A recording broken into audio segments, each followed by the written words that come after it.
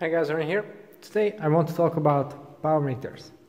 Now, arguably, a power meter is the best thing you can do for your cycling training and fitness, and I think it's a widely known fact, not very disputable, but still, there are some people who deny this, and honestly, at first I thought they are quite a bad kind of people, but then I realized there are much worse cases than denying the importance of the power meter. So I think the worst case scenario is when you own a power meter and never use it.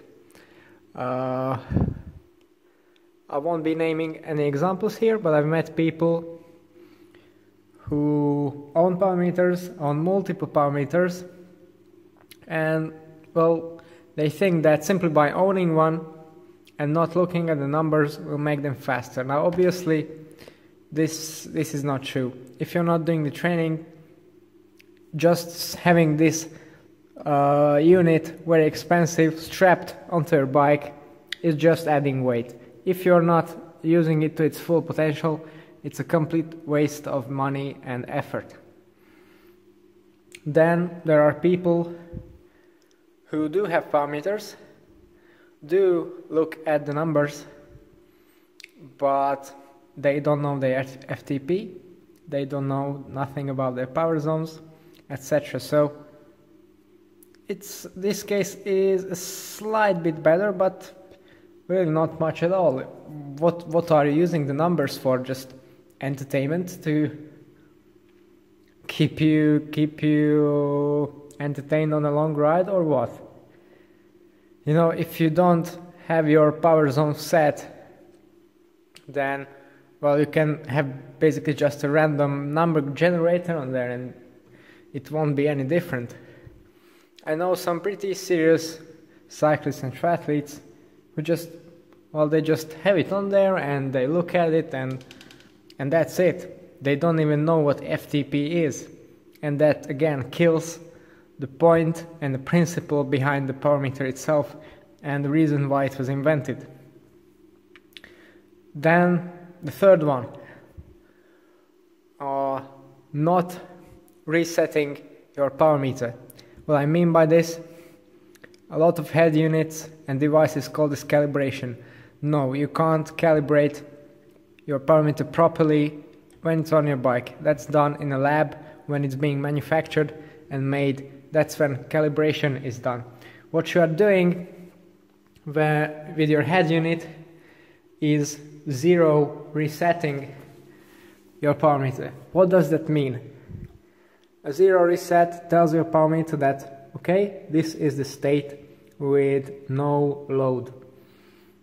Essentially, a power meter is measuring forces, measuring strain in the material, in the aluminum here, and that's how your torque and power afterwards is generated. So it acts essentially as a type of scale. So yeah, I have a scale here.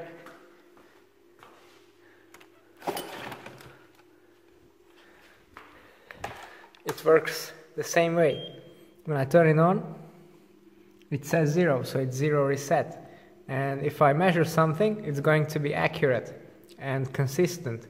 If there's something constantly on it and I don't reset it, then I can't measure anything properly. That's the same thing for the power meter. So if you want consistent, reliable numbers, you really need to keep an eye on this, because otherwise one day you're going to be doing 250 watts, then on the other day as well, and the result is going to be completely different. So to be honest, at first I was making this mistake as well, and in the end I was getting unreliable power numbers and inconsistent, which is quite a bad thing, because yeah, again, the whole point of power meters and power measurement, it's based on accurate, not really accurate, more like consistent numbers, so it's extremely important. Then another mistake that people make, and I've made this one as well, using non-round chain rings on power meters that are not designed to accept non-round chain rings.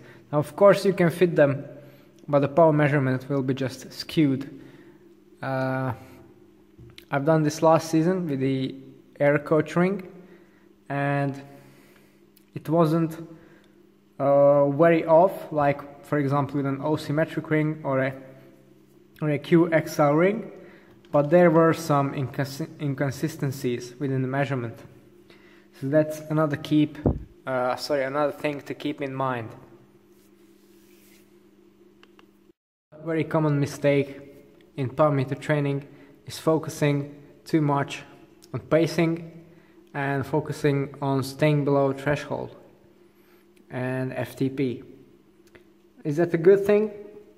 For endurance riding, for non-competitive riding, perhaps time trialing, then yes. But you have to really consider that in a road race you get completely different kinds of loads, same for cyclocross. And I've been doing this mistake trying to pace myself in a road race or a cyclocross, and it just doesn't work. You have to realize that there's a world of power beyond functional threshold power. There are efforts that are 1 minute long, 5 minutes long, 20 seconds long, and you really have, in order to be successful in these kinds of events, because these really aren't about threshold, they really aren't, unless you're in a very long breakaway or a solo move, then they really just aren't. They're about these short burst efforts, sprints, and that's what you need to focus on as well. And many, well, I don't know, maybe not many, but I wasn't really realizing this when I was starting out, because you know, all these GCM videos, they focus on, oh, don't blow yourself up, etc., etc. Well, if you don't hurt yourself, if you don't put yourself in the red, you might, well, be dropped from a group that otherwise we can just easily ride along with, and perhaps even outsprint them at the end. So really just don't be afraid to train and put yourself in these higher zones. And a very useful tool for that is the power curve. I would say it's even more important than threshold for me, because if you do some pre-race course analysis for time trials, for road races, cyclocross, etc., then, for example, if you know it's going to be a 3-minute climb, 5-minute climb, 20-minute climb, and you look at your power curve, you immediately know what power should you be aiming for in order to just be able to withstand that. And same from time trials, it's extremely useful.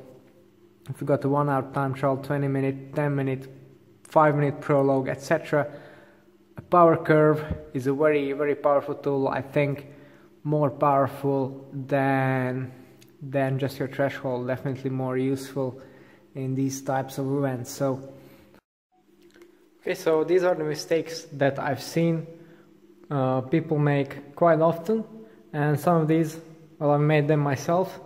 So I hope that by watching this video I'll be able to help you stay away from these mistakes and get some better results quicker. Now, if you want to know more about the bike setups that I use and my specific power meters, then don't forget to tune into the channel and subscribe. It's all for the day. Thanks for watching, and see you next time.